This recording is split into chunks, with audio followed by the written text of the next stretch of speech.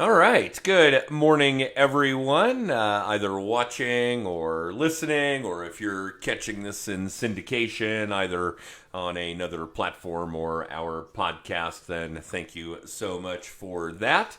As always, I'm Adam Smith with Just the Tips Coaching, your host of the How I Met Your Mortgage podcast. And with me, pretty much as always, is our marketing director and one of our other coaches, Jen Waybower. Good morning, Jen. Morning. And we have a great guest for you guys today. Actually, someone else who's relatively local, although the normal Denver traffic drive time would lead you to believe otherwise. Damian Wise. Good morning, Damian. Good morning, Adam. Thanks for having Well, me. sure. And if I have that right, you're actually somewhere outside of Boulder. Broomfield, maybe?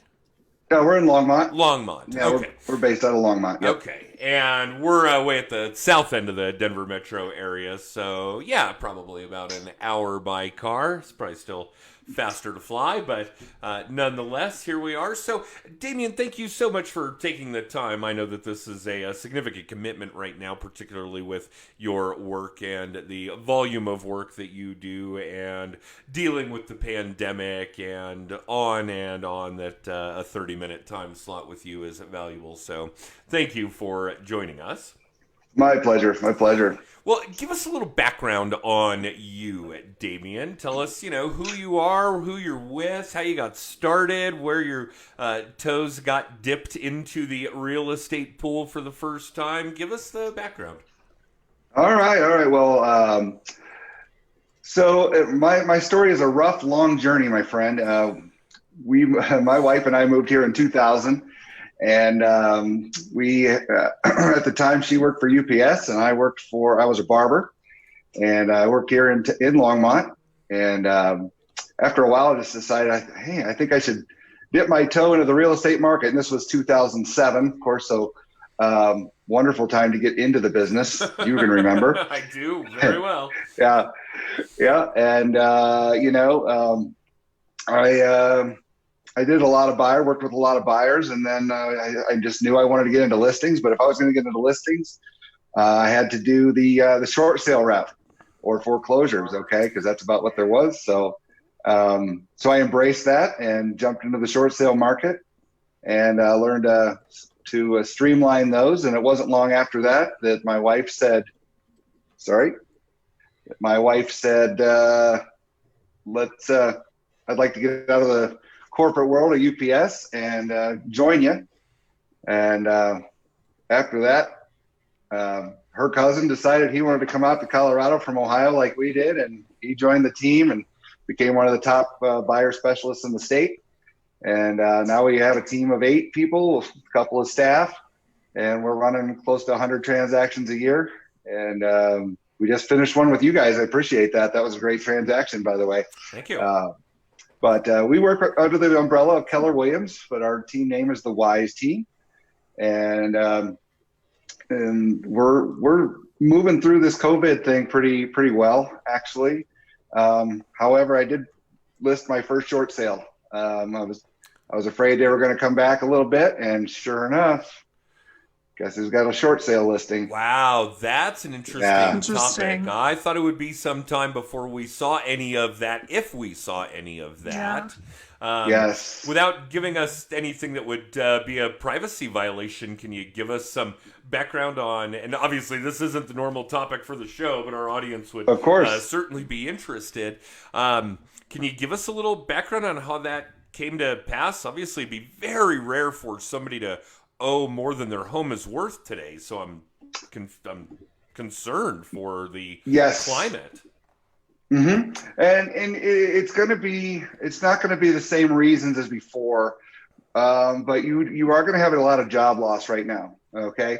People have lost their jobs. But the specific buyers and sellers that I'm talking about, they're going to be the ones that are going to have the problems are the ones that came in with zero down. Okay. Recently. So if they had a FHA with a chaff of down payment, or they had VA, it's going to be really, really tight. I'm not saying that they're all going to be short sales. However, this particular one was 7 months without a payment. So they incur penalties, they incur fees from attorneys. It's got a sale date pending of September 30th. So we have to act fast and get an offer in. Now, if we're lucky, we can get multiple offers and get it pushed up. So it's out of the range of a short sale, but it's just that tight where the seller does not have the money to come up with that difference when you include realtor fees and everything else. There, I would be on the lookout. If you know somebody, get in touch with your local realtor or, talk to a lender and get some help, because the $1,300 stimulus check is only going to cover 1 month of your payment. So if you're unemployed and you're looking at, possible delinquency in your payment, then you might want to seek some help. Wow. And yes, it's certainly a relatively rare circumstance. I would say 100% yes. financing, short time frame, obviously, as we rack up penalties, interest, legal fees, real estate fees, so on and so forth. Yeah, I can see where the potential for being underwater on the home exists. Let's hope that we don't see a lot of that. Obviously, we're talking about things that are going to have a pebble in a pond effect when it comes to the ripples reaching the shores over the long term. But hopefully we can curb some of that. Well, let's steer that subject back onto our normal track here, which obviously is lead generation. That's what Just the Tip specializes in. We coach our clients on tactical and tractional ideas, content, contact management, campaigns, social media work, video work on lead generation. How did the short sale come to you? The short sale came to me because I sold the house, and I like to keep an eye on anything that's going to auction, anything that's a pre-foreclosure. I try to avoid Zillow. I try to go to the public records instead. Zillow is very we get a lot of investors. I think every property on Zillow is pre-foreclosure. Yes. Yeah, every home they missed it. They were 3 weeks late on a payment, and it kind of throws a false sign. But the short sale one. I didn't have his contact information. I did do some research to find his contact information, and I just called him, and I said, I see that your home, we just sold this to you. I see your home's, got an auction date set. Yeah. And he just said, yep, I'm done with it. I have, I tried to talk to realtors to try to sell it. There's just no equity. And I said, did anybody mention a short sale? And he said, no, go for it. Whatever. A lot of sellers, when they get to that position, they don't care anymore. Okay. They just figured it's done and they're screwed, and that's going to be it. But this guy was very receptive. And I said, if I can, save your credit, at least a few years of your bad credit, if we have to do a short sale, fine. But if we get lucky enough, we might be able to push it up and avoid that short sale. Because I think we're only talking about 10 grand in this particular case. Right. However, he's not willing to come to the table with any money because he doesn't have any. So, but yeah, for him, it was just a phone call. And was no mail campaign. There was no email campaign. It's just be bold and try to help somebody. Yeah, so contribution. Pick up the phone and make a call. Yeah. Absolutely. There's money at the other end of that line. Yes, I would agree. Doing something like that, although that's certainly a unique take, is absolutely one of the greatest lead generation activities that you guys listening, watching could be doing. We love the phone. We encourage the phone, work the phone. If my phone is not ringing, I pick it up and make it ring somewhere else. That's right. Absolutely. That's right. Yeah, no question. That's right. And just to backtrack a little bit, I do want our audience to know that the A in Zillow stands for accuracy. All right. Okay, so Damian, leading up to obviously this, and thank you so much for sharing the details of what's going on with this particular short sale transaction. I think that our audience, real estate agents, mortgage originators, other people in the financial sector are going to be very, very curious about why that's transpiring, how more of that activity is going to spur as we continue through the pandemic, through an economic crisis, so on and so forth. So thank you for sharing that. But give us a flashback, because I'll bet it's not too dissimilar. When you first got into the business, short sales were robust. REO properties were abounding. This kind of thing. Heavy foreclosure market. Were you participating in the same kind of lead gen activities when you first started out that you're doing today, or that you did with this particular property? Are you still doing these kinds of things that you did, 13, 14 years ago?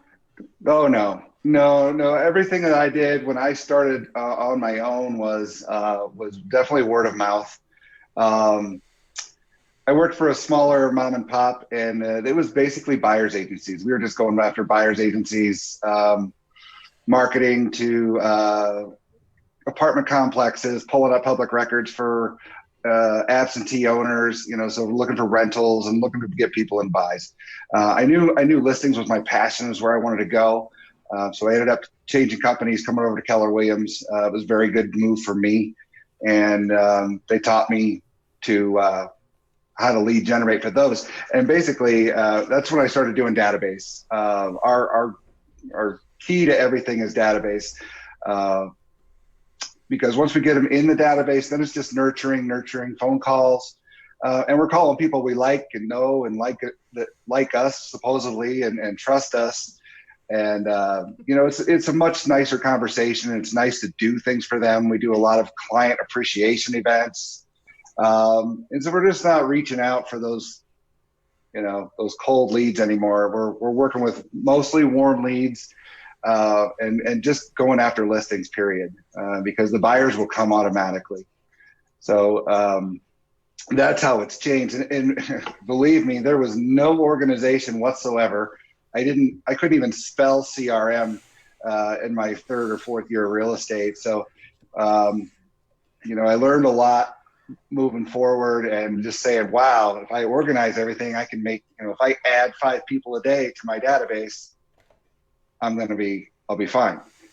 I'll be able to determine what I'm going to make that year instead of having this, because I know what that database is going to return. Oh, so we know what the database is going to return. Jen and I preach this all the time. Yes, and I absolutely. hope our audience hears it from a different source, a different voice. And it's the very first module in our coaching program is your contact database. In fact, we've got some work to do with one of our coaching clients on that this afternoon.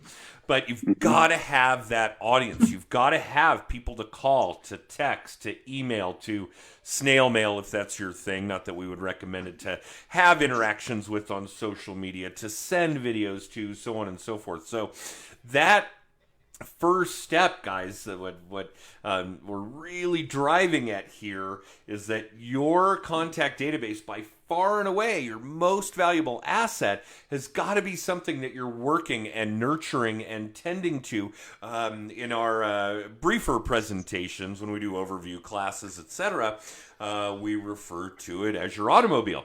And you guys all have nice cars and you maintain them. But change the oil now light comes on, you take it in and you change the oil. It's a huge investment. You want to take good care of it. Your contact database is no different.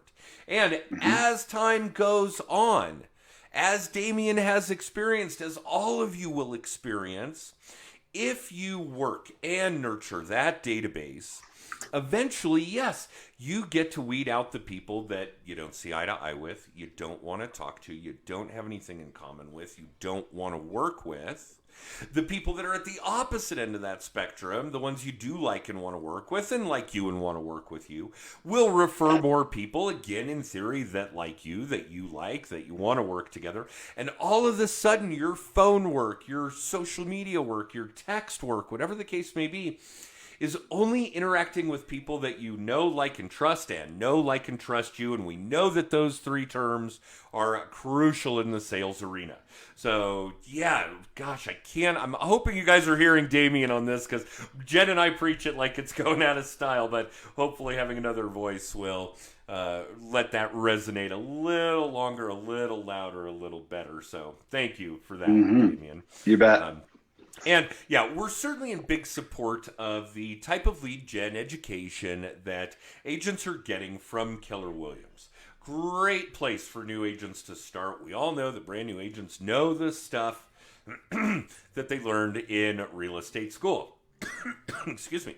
How to do a contract, negotiations, inspections, these kinds of things. But they aren't, and it would be against their business model to do it, but they aren't going to teach you that lead gen is the name of the game. Without doing your lead generation, you don't have buyers and sellers. You don't have offers. You don't have showings. You don't have negotiations, inspections, contracts, closing dates, and commissions, income. You don't have any of that without the lead gen. So yeah, we do find that Keller Williams is a great place to land if you don't already have this insane, robust database. And coming here, getting new into real estate, coming from another state, you didn't. Your Ohio database was not relevant at that point, as it were. It was pretty worthless. It's pretty worthless. Yeah. As time goes on, I'm sure that that's built up some because now it's a very mobile world and the ability to do referral business and so on and so forth. But yeah, I just cannot emphasize enough how important what Damian is telling you guys today is. So yeah, hopefully people are hearing you, Damian, because that's a big deal. No question. And you brought up something. You brought up the mediums. You're reaching out on Facebook, you're calling, you're texting. It's so important to mix that into your systems. I feel because everybody likes to be communicated to differently. And if you're hitting them with email after email after email, my database, the only time they're getting an email from me is if they're getting invited to a party. Ooh. That's really all they get from me. I don't do e-newsletters. I do paper newsletters. And, I do a social media touch. I do a phone call and the handwritten note. I will tell you this, the handwritten note, the personal handwritten note is powerful, super powerful. We do those at least once twice a year.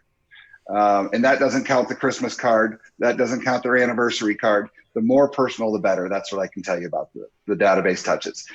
Stay away. If they like to text, I know people that won't even text me. They only use Facebook Messenger. So I make a note of that. So I know how they, I want to speak their language. I want to make them the most comfortable. So make sure you're taking those notes, not just who they are and their anniversary or their birthday, but also know their dogs. Also keep up with them on Facebook, knowing what's going on if they have a death in the family. I mean, it's so personal that, you're not just coming off as salesy ever. That is the point. Do not come off as salesy, but always ask for business. That's my biggest tip that we got to ask for the business. Promoting our team. That's it. Yeah. And actually, there are about 300 good tips in that statement, but I certainly want to focus on a couple of them. One, yes, absolutely, all of you communicate in the manner which your clients, leads, and advocates want to be communicated in. If they want to text them. If they want to use Facebook Messenger, use it. If they want to talk on the phone, do that. Whatever the case may be, communicate with them in the manner that they are going to be most communicative. That's a no-brainer.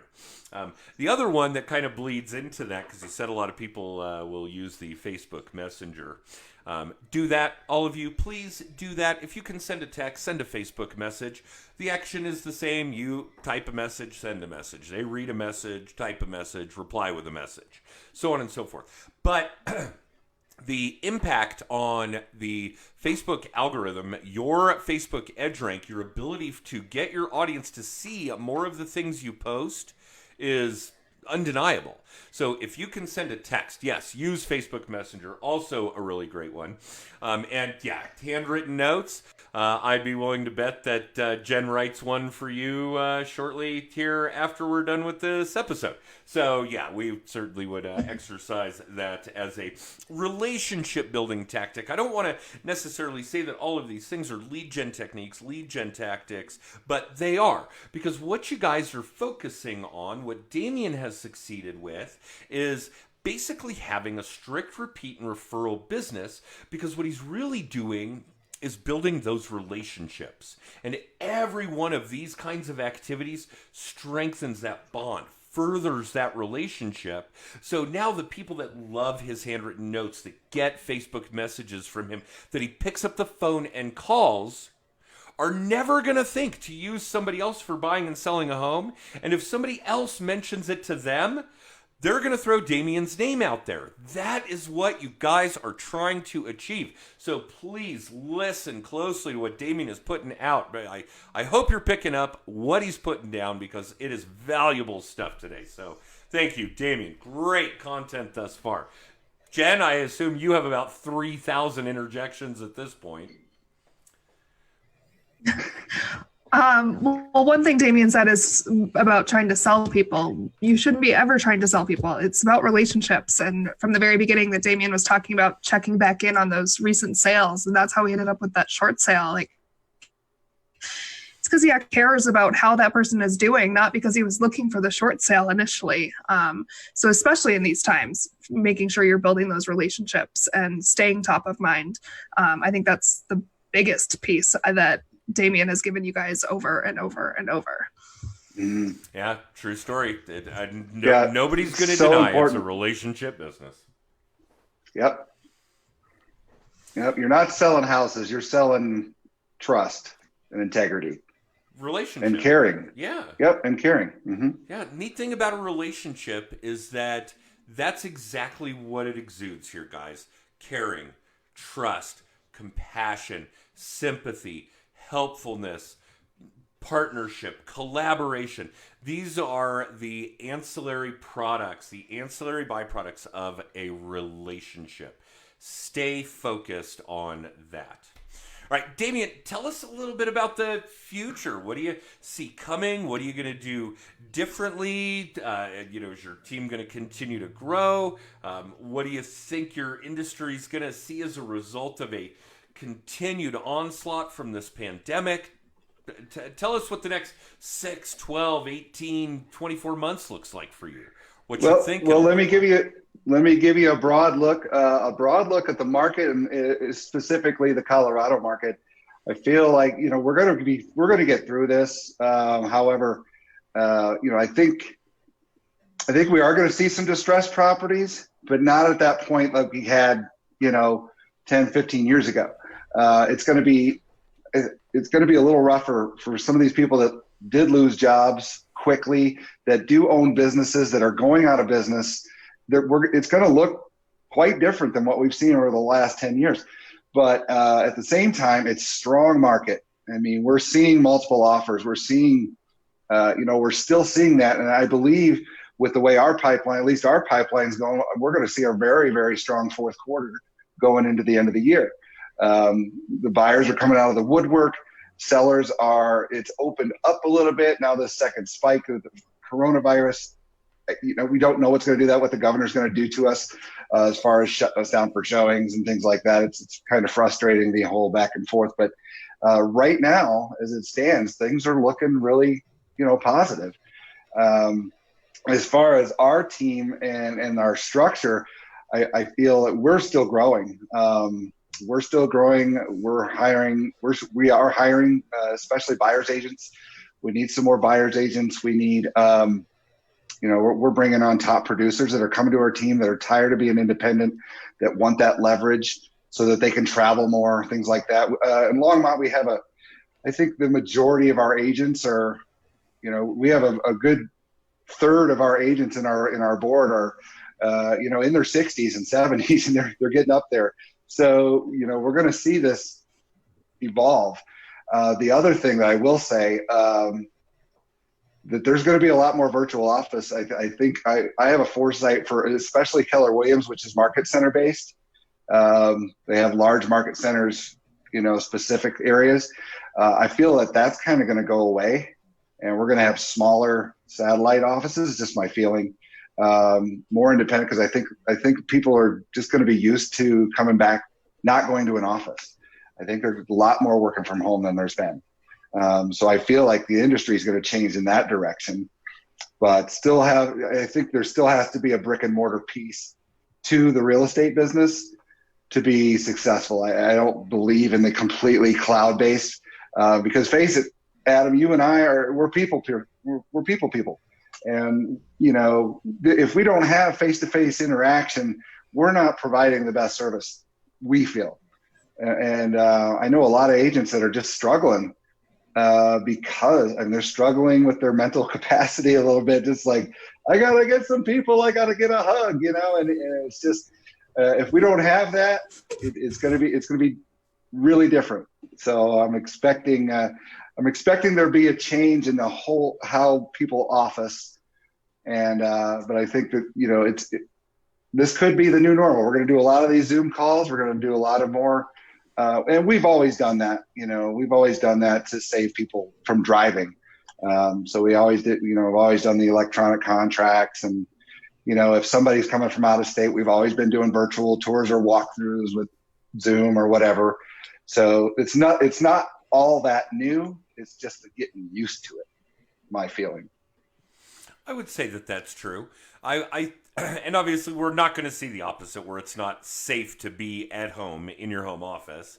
It is safe to be at home, much safer than being out and about, and certainly having, large offices with lots of bodies in them, so on and so forth. So yes, the piece of the population that needs that does that, is used to that working environment, will dwindle. There's no question. I think on that note, we probably see a decrease in the number of people that are doing what you do, that do what I do. I think mortgage originators drop off. I think real estate agents drop off. I think that, this shift, whatever it may be, and I'm not going to prognosticate as to what the economic future is going to look like. How big does the unemployment impact housing? That's usually pretty big. Do we see more short sales, more foreclosures, these kinds of things? A lot of it may stem from people not having to pay their rent, the real estate owners not being able to pay the mortgage, that kind of thing. So it's hard to predict, but I do think that we start to see a shift, albeit not necessarily monumental, in not just how we work, but how many of us are doing the work. Right. I do feel like the 20% that are doing the work are going to make it through. I've heard of other companies, their production's down 40%, 50%.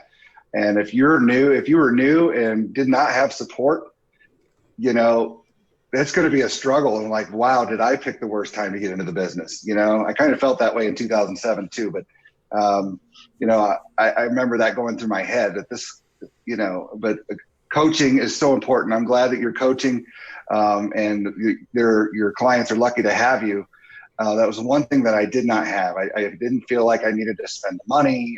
I come from a line of realtors, and, I just said, well, I'll just learn from them. But, they never went through what I was going through. So I finally hired a coach, and he says, why aren't you embracing the short sale? Why aren't you embracing it? And he was right. He was right. And I went in that direction, and you can make it. You can make it, but you gotta do the work. You have to do the work. There's too many agents took 2 months off. That's the way I see it right now. So many, or more, 4 months off. Yeah. I agree. And I think that it's the same people that pretty much stop working in the fall and take the entire stretch of the holidays off. It's a holla month, not a holiday. And I think that, again, that's just a mindset issue. They're so busy in the summer working in their business that they're not working on their business. They're not doing their lead generation, so things slow down in the fall. They attribute that to the industry slowing down, and it's really not. It's that they weren't doing the work they needed to be doing during the summer months in order to sustain in the fall months. Then the winter months roll around, and people don't buy or sell in the winter. Who would do that? And I'll tell you what, kids, lots of people do. And the agents that know that they need to focus on their lead gen activities every day, 7 a week, 52 a year, are busy in the winter. And here's the neat thing about that. If you're buying and selling Thanksgiving, Christmas, New Year's, you are damn motivated. You need to buy and sell. That's easy work for a real estate agent when the buyer, the seller, their client is highly motivated to get it accomplished. That's a big deal as well. So yes, I think the pandemic hit a lot of our brethren the same way that the fall and winter holiday months do. And unfortunately, that's just kind of the result. This is how it plays out year after year, has for decades. So yeah, it's just, again, 80-20, and we know 20% of the people know and exercise this, and 80%, the NAR stats don't lie, are out of the business inside of 2 years. That's right. Yeah. That's right. Build that database. Yeah. And just one last thing: if they come on, if we recruit an agent, they have to give us at least 50 people into a database within the first week so that we can get their database uploaded and then touching them 36 times a year. 36 times. Oh my gosh! I hope, Jen, these people are like our brethren. So I think our client database is about 13,000. Jen, correct me if I'm wrong. And I think we touch them 40 times a year via phone, social media, snail mail, email, text, whatever the different campaigns are. So yeah, we are living in very similar. Yes, we are. That way, so very cool. All right, and we're still in business. And we're still in business. Yeah, and we're still figure. All right, so Damian, do us a favor, because now I know that there are people watching, listening, that both are in your market, could certainly use a really good agent who does have that kind of concern for their clients' well-being and loves a good client appreciation party, of course, if we're ever allowed to do those kinds of things again. But it also sounds like there may be some agents watching, listening, that would consider a change to a good team. And if you don't have 50 people in your contact database, maybe you do need to talk to Damian about how to sort of ramp up that audience a little bit. But Damian, give us the highlights. How can these people reach you? They can reach me. You can go to my website. It's www.thewiseteam.com. They can reach me at the phone number 720-442-0899. You can like us on Facebook. Check us out at The Wise Team Colorado. And boy, I mean, I'd love to hear from anybody. We also do a little coaching. It's nothing great, you know. I don't have the big setup you have, Adam. I'm still working on that, but I do classes. I will do a class on database and how we do that. If you'd like me to do a Zoom, or if you're strong enough to get less than 50 people into a room, then I'm okay with doing a class. And yeah, I'd love to hear from you. Love to help. Oh, Jen, let's get Damian booked for another show, and we can delve into that subject in good detail. We're about a year booked out with our guest, Damian. Maybe not quite 9 months, but hang in there, because we'll have you back for a sequel that way. Would love to be back. Cool. Jen, what are we missing? We've talked about some great stuff here today. Yeah, I definitely want to hear more specifics on your marketing and your team structure. We dug into how big your team is, but 30 minutes went very fast this morning. That's for sure. Sure did. So I think we've got some great content for part 2, but we are booked. I think we're booked into May of 2021. So who knows what the world will look like at that point. Exactly. What will the world be? Maybe we'll do that show in masks. Right. Yeah, that's important. All right. Well, Damian, thank you so much for joining us today. I know that your time is valuable. For those of you listening, watching, either live or in syndication, feel free to use that text code scrolling across the bottom of your screen. If you're just listening, it is TIPS. Text TIPS to 63566, and you can get a copy of this episode or any of our previous episodes. You can get copies of the weekly Little Tip, our 2-minute tip on lead generation, something you can do to get yourself closer to having a strict repeat and referral business. You can find the link for my book, Just the Tips. The green screen didn't mess with me on that one, Jen. Very cool. And yeah, any of the other contact information will be on the left side of your screen as well. So if you'd like to see other episodes, if you'd like to be a guest on the show, whatever the case may be, feel free to reach out in that manner. Damian, don't go anywhere. I'm going to run our extra. We'll keep you for just a couple of minutes. For the rest of you that are watching live or listening in syndication, thank you so much. Join us next week again, every Monday at 10:30 Mountain Time for How I Met Your Mortgage.